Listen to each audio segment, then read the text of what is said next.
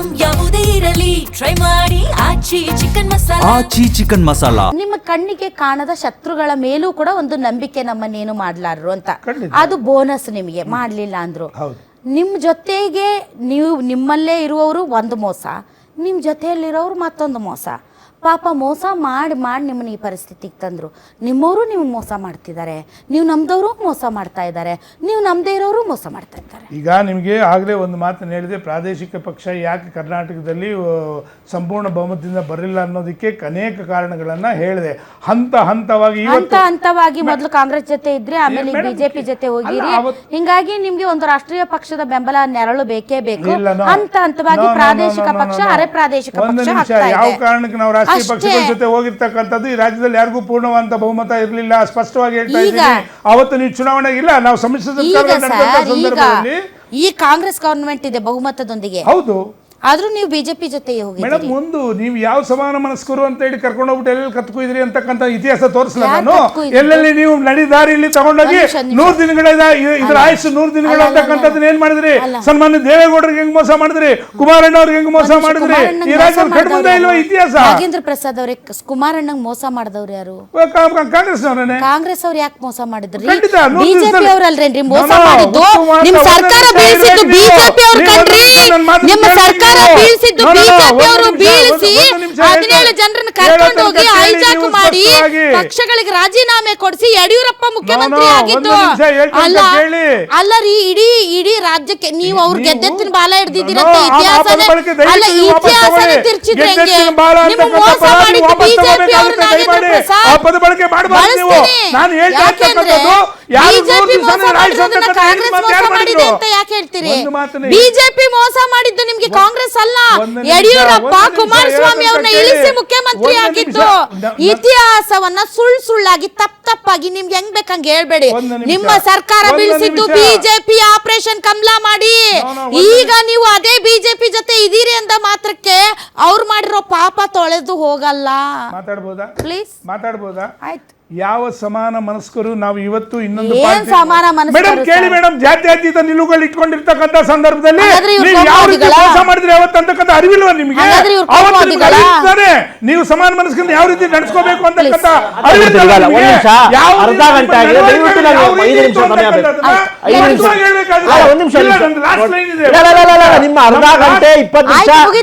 Sir ಮತ್ತೆ ವಾಪಸ್ ಬರ್ತೀನಿ ನಿಮ್ಗೆ. ನಂದನ್ ಕಶ್ಯಪ್ ಅವರೇ, ಆತ್ಮಸಾಕ್ಷಿ ನನ್ಗೆ ಆತ್ಮಸಾಕ್ಷಿ ಪ್ರಶ್ನೆ ಉತ್ತರ ಕೊಟ್ಬಿಟ್ಟು ನಿಮ್ಗೆ ಪ್ರಶ್ನೆ ಅವ್ರು ನಿಮ್ಗೆ ಕೇಳೇ ಇಲ್ಲ ಪ್ರಶ್ನೆ. ಅವ್ರು ನಿಮ್ಗೆ ಕೇಳೇ ಇಲ್ಲ, ನನ್ನ ಪ್ರಶ್ನೆಗೆ ಉತ್ತರ ಕೊಟ್ಬಿಡಿ. ಆತ್ಮಸಾಕ್ಷಿ ಅಂದ್ರೆ ಡೆಫಿನೇಷನ್ ಏನ್ ಸರ್? ನೋಡಿ, ಆತ್ಮಸಾಕ್ಷಿ ಪದದ ಅರ್ಥ 100 ವಿವರಣೆಗಳಿದೆ. ಈಗ ನೀವು ಎಕ್ಸ್ ಖಾತೆಯಲ್ಲಿ ಬರ್ಕೊಂಡಿದ್ದೀರಾ ಆತ್ಮಸಾಕ್ಷಿ ಮತಗಳೊಂದಿಗೆ ನಾವು ಗೆದ್ದಿದ್ದೀವಿ ಅಂತ. ಸೊ ನನಗೆ ಆತ್ಮಸಾಕ್ಷಿ ಅನ್ನೋ ಪದದ ಅರ್ಥ ನಾವು ಬೇರೆ ಅನ್ಕೊಂಡಿದ್ವಿ. ಆತ್ಮಸಾಕ್ಷಿ ಅಂತ ಅಂದರೆ ನಿಮ್ಮ ಮನಸ್ಸು ಏನು ಹೇಳ್ತದೆ ಅದನ್ನು ಕೇಳೋದು, ಮತ್ತು ಅದಕ್ಕೊಂದು ಎಲ್ಲೇ ಇರುತ್ತೆ, ಒಂದು ನಿಯತ್ತು, ಒಂದು ಬದ್ಧತೆ, ಇವೆಲ್ಲ ಇರ್ತವೆ ಸರ್ ಆತ್ಮಸಾಕ್ಷಿ ಅಂತಂದರೆ. ಸೊ ಈಗ ಗಂಡ ಹೆಂಡತಿ ಆತ್ಮಸಾಕ್ಷಿಗೆ ನಡ್ಕೋಬೇಕಾಗುತ್ತೆ. ಒಬ್ರಿಗೊಬ್ರು ವಿವಾಹ ಅನ್ನುವಂಥ ಬಂಧನದಲ್ಲಿ ಬಂಧಿಸಲ್ಪಟ್ಟಿರ್ತಾರೆ, ಒಬ್ರಿಗೊಬ್ರು ದ್ರೋಹ ಮಾಡಬಾರ್ದು. ಹೀಗಾಗಿ ಆತ್ಮಸಾಕ್ಷಿಯಿಂದ ನಡ್ಕೋಬೇಕು. ಈಗ ಒಂದು ಪಕ್ಷದಿಂದ ಗೆದ್ದಿರ್ತಾರೆ, ಅವ್ರ ಪಕ್ಷಕ್ಕೆ ಓಟ್ ಹಾಕಬೇಕು, ಅದು ಅವರ ಆತ್ಮಸಾಕ್ಷಿ. ಬೇರೆ ಪಕ್ಷದವ್ರು ನಿಮಗೆ ಓಟ್ ಹಾಕೋದು ಅದು ಆತ್ಮಸಾಕ್ಷಿನ ಆತ್ಮವಂಚನೆನಾ? ನೋಡಿ ಮೇಡಮ್, ಆತ್ಮಸಾಕ್ಷಿಯ ಪದದ 100 ಅರ್ಥಗಳಿದೆ. ನೀವು ಹೆಂಗೆ ಅರ್ಥ ಮಾಡ್ಕೋತೀರಾ? ಅರ್ಥ ಮಾಡಿಸಿ ನಮ್ಮನ್ನ ಪ್ಲೀಸ್. ನೋಡಿ, ರಾಜ್ಯದಲ್ಲಿ 3 ವರ್ಷದಿಂದ ಬಿಜೆಪಿಯ ಲೀಡರ್ಶಿಪ್ ಬ್ಯಾಂಕ್ರಪ್ಟ್ ಆಗಿದೆ ಮೇಡಮ್. ಬಿಜೆಪಿಯ ಲೀಡರ್ ಒಂದ್ ನಿಮಿಷ ಪ್ಲೀಸ್. ನೀವು ಮಾತಾಡ್ತಿರ್ಬೇಕಾದ್ರೆ ವೆಂಕಟೇಶ್ ಅವರು ನಾ ಮಾತಾಡಿಲ್ಲ. Correct, but irrelevant. It's not like ನಿಮ್ ಟೈಮ್ ಇದೆ ಅಂತ ನೀವು ಬಿಜೆಪಿನ ಬೈಬೇಕಂತ ಏನಿಲ್ಲ. ನೀವು ಇವತ್ತು ಗೆದ್ದಿದ್ದೀರಿ ಸರ್, ಇವತ್ತು ಗೆದ್ದಿದ್ದೀರಿ. ಒಂದ್ ನಿಮಿಷ ದೊಡ್ಡರಿ ಅವರು, ಒಂದ್ ನಿಮಿಷ ಸುಮ್ಮನೆ ರೀ, ನಾನು ಅವ್ರನ್ನೇ ಮಾತಾಡ್ತಾ ಇದ್ದೀನಿ ಸರ್. ಇವತ್ತು ನೀವು ಗೆದ್ದಿದ್ದೀರಿ, ನಾವಿಲ್ಲ ಅಂತ ಹೇಳಿಲ್ಲ. ಬಟ್ ನೀವು ಗೆದ್ದಿರುವ ಒಂದು ಗೆಲುವಿನ ವ್ಯಾಖ್ಯಾನ ಮಾಡಿದ್ದೀರಲ್ಲ, ಅದ್ರ ಬಗ್ಗೆ ನನಗೆ ತಿಳ್ಕೊಳ್ಳುವಂತ ಆಸಕ್ತಿ ಇದೆ. ಇವತ್ತು ಸಂವಿಧಾನ ಗೆದ್ದಿದೆ ಅಂತ ಹೇಳಿದ್ದಾರೆ ಯಾರು? ಸುರ್ಜೇವಾಲಾ ಅವರು. ಇವತ್ತು ಸಂವಿಧಾನ ಗೆದ್ದಿದೆ, ಡೆಮಾಕ್ರಸಿ ಹ್ಯಾಸ್ ವನ್. ಇವತ್ತು ಆತ್ಮಸಾಕ್ಷಿ ಮತಗಳಿಂದ ನಾವು ಗೆದ್ದಿದ್ದೀವಿ ಅಂತ.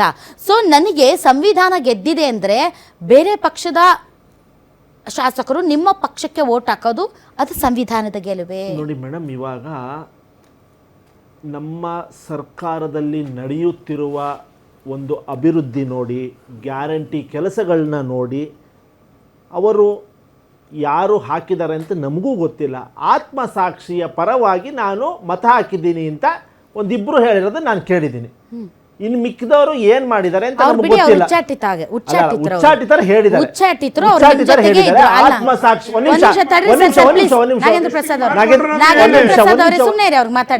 ಆತ್ಮಸಾಕ್ಷಿಯ ಬಂದು ನಾನು ವೋಟ್ ಮಾಡಿದ್ದೀನಿ ಅಂತ ಹೇಳ್ತಾರೆ. ಮಿಕ್ಕಿದ ಏನು ಸಂವಿಧಾನ ಅಲ್ಲ 8+, ಸಾರಿ 4+4 ಬೇರೆ ರಾಜ್ಯಗಳಲ್ಲಿ ಈ ತರ ಘಟನೆಗಳು ನಡೆದಾಗ ನೀವು ಅಲ್ಲಿ ಒಂದು ಓಟ್ ಚೋರಿ ಅಂತೀರಿ, ಅಲ್ಲಿ ಕುದುರೆ ವ್ಯಾಪಾರ ಅಂತೀರಿ, ಪ್ರಜಾಪ್ರಭುತ್ವದ ಕಗ್ಗೊಲೆ ಅಂತ ಅಂತೀರಿ. ಸೊ ವಿರೋಧ ಪಕ್ಷಗಳೇ ಇಲ್ಲದಂತೆ ಮಾಡುವುದು ಅದು ನಿಜಕ್ಕೂ ಪ್ರಜಾಪ್ರಭುತ್ವ ವ್ಯವಸ್ಥೆ ದೊಡ್ಡ ದುರಂತ ಅಂತ ಅಂತೀರಿ. ಅಲ್ಲ ಒಂದ್ ನಿಮಿಷ ಕೇಳಿಸ್ಕೊಳ್ಳಿ, ನೀವು MLA ಹೈಜಾಕ್ ಮಾಡಿದಿರಿ ಇವತ್ತು. ಹೌದು ಅಲ್ಲ, ಎಲ್ಲಿ ಮಾಡಿದೀವಿ? ಅವ್ನ ಹೈಜಾಕ್ ಮಾಡಿ ಓಟ್ ಹಾಕ್ಸ್ಕೊಂಡಿರೋದು ನೀವು. ಏನ್ ಆಮಿಷ ಕೊಟ್ಟಿದ್ರಿ ಯಾರಿಗ್ ಗೊತ್ತು? ನೀವ್ ಆಮಿಷ ಕೊಟ್ಟಿದ್ರಿ ಯಾರಿಗ್ ಗೊತ್ತು? ಬಿಕಾಸ್ ಇದು ನಿಮ್ ಟೋನು, ಇದು ನಿಮ್ಮದೇ ಟೋನು, ನಿಮ್ದೇ ಟೋನು. ಬೇರೆ ರಾಜ್ಯಗಳಲ್ಲಿ ನಂದನ್ ಕಶ್ಯಪ್ ಅವರೇ ನಿಮ್ದೇ ಟೋನ್, ರಾಹುಲ್ ಗಾಂಧಿ ಅವ್ರ ಟೋನ್ ಅಲ್ಲೇ ನಾನ್ ಮಾತಾಡ್ತಾ ಇದ್ದೀನಿ. ನಾನು ಹುಟ್ಟಿಸ್ಕೊಂಡು ಬೇರೆ ಬೇರೆ ರಾಜ್ಯಗಳಲ್ಲಿ ಏನು ನೀವು ಪಕ್ಷಗಳನ್ನ ಬಿಜೆಪಿ ಹೊಡಿತಾ ಇದೆ, ವಿರೋಧ ಪಕ್ಷಗಳನ್ನ ಹೊಡಿತಾ ಇದೆ, ಒಡೆದು 3 ಭಾಗ 4 ಭಾಗ ಮಾಡ್ತಾ ಇದೆ. ಹೌದು, ಅದನ್ನ ಕರೆಕ್ಟ್, ಅದು ಸಂವಿಧಾನದ ಕಗ್ಗೊಲೆ. ಸರಿ, ಅದು ಸಂವಿಧಾನದ ಕಗ್ಗೊಲೆ, ಅದು ಸಂವಿಧಾನದ ಕಗ್ಗೊಲೆ. ಆದ್ರೆ ಬೇರೆ ಪಕ್ಷಗಳ ನಾಯಕರ ಮತಗಳನ್ನ ಕ್ರಾಸ್ ವೋಟಿಂಗ್ ಮಾಡಿ ನಿಮ್ ಪಕ್ಷಕ್ಕೆ ಹಾಕಿಸ್ಕೊಳ್ಳೋದು ಮಾತ್ರ ಅದು ಸಂವಿಧಾನದ ಜಯ. ಎಲ್ಲಾರ ನಮ್ಮ ಮುಖ್ಯಮಂತ್ರಿಗಳು ಹೇಳಿದ್ರ, ಹರಿಪ್ರಸಾದ್ ಸಾಹೇಬ್ರು ಹೇಳಿದ್ರ, ಸುರ್ಜೇವಾಲಾ ಅವರು ಹೇಳಿದ್ದಾರೆ, ಸುರ್ಜೇವಾಲಾ ಹೇಳಿದ್ದಾರೆ. ನಮ್ಮ ಪಕ್ಷಕ್ಕೆ ನಮ್ಮ ಸರ್ಕಾರಕ್ಕೆ ಆತ್ಮಸಾಕ್ಷಿ ಮತಗಳು, ಆತ್ಮಸಾಕ್ಷಿ ಮತಗಳು ಬಂದು ಸಪೋರ್ಟ್ ಮಾಡಿದ್ದಾರೆ ಅಂತ ಹೇಳಿಲ್ಲ, ಆತ್ಮಸಾಕ್ಷಿ ಮತಗಳು ಅಂತ ಹೇಳಿದ್ದಾರೆ. ಸೊ ಈ ನೀವ್ ಏನಾದ್ರೂ ಮಾಡ್ಕೊಳ್ಳಿ, ನಾನು ಬೇಡ ಅಂದಿಲ್ಲ. ಆತ್ಮಸಾಕ್ಷಿ ಮತ್ತು ಸಂವಿಧಾನಕ್ಕೆ ಜಯ ಇಂತಹ ಪದಗಳನ್ನ ಬಳಸೋದು ಇಂತಹ ಈ ಬೆಳವಣಿಗೆಗೆ ಸೂಟ್ ಆಗಲ್ಲ, ಮ್ಯಾಚ್ ಆಗಲ್ಲ ಸರ್. ಅಷ್ಟೇ, ಮತ್ತೇನಿಲ್ಲ. ಅಷ್ಟೇ, ಮತ್ತೇನಿಲ್ಲ. ಹೆಂಗ್ ನಡೀತು ಸರ್ ಇದು? ಹೆಂಗ್ ನಡೀತು ಸರ್? ಯಾರು ನಡೆಸಿದ್ರು ಸರ್ ಇದನ್ನೆಲ್ಲ? DK ಶಿವಕುಮಾರ್ ಅವರ, DK ಹರಿಪ್ರಸಾದ್ ಅವರ, ನಮ್ಮ ಮುಖ್ಯಮಂತ್ರಿ ಏನು ಗೊತ್ತಿಲ್ವಾ? 24 ತಿಂಗಳು ನಮ್ಮ ನವ ಕರ್ನಾಟಕ ನಿರ್ಮಾಣ ಮಾಡಕ್ಕೆ ಏನೇನು ಒಂದು ಗುರಿ ಇಟ್ಕೊಂಡಿದ್ದಾರೆ ಆ ನಿಟ್ಟಿನಲ್ಲಿ ನಮ್ಮ DK ಶಿವಕುಮಾರ್ ಸಾಹೇಬರು ಕೆಲಸ ಮಾಡ್ತಾರೆ. ಇದಕ್ಕೆಲ್ಲ ತಲೆ ಕೆಡಿಸ್ಕೊಳ್ಳುವ ಸಮಯ ನಮ್ಮ DK ಶಿವಕುಮಾರ್ ಸಾಹೇಬರಿಗೆ ಇಲ್ಲ. ನಮ್ಮ ಅವರು ನವ ಕರ್ನಾಟಕ ನಿರ್ಮಾಣ ಮಾಡಕ್ಕೆ ನೋಡಿ ಇವತ್ತು ಇವತ್ತಿನ ಈ ಜಯದ ಕ್ರೆಡಿಟ್ ಯಾರಿಗೆ? ಕಾರ್ಯಕರ್ತರಿಗೆ,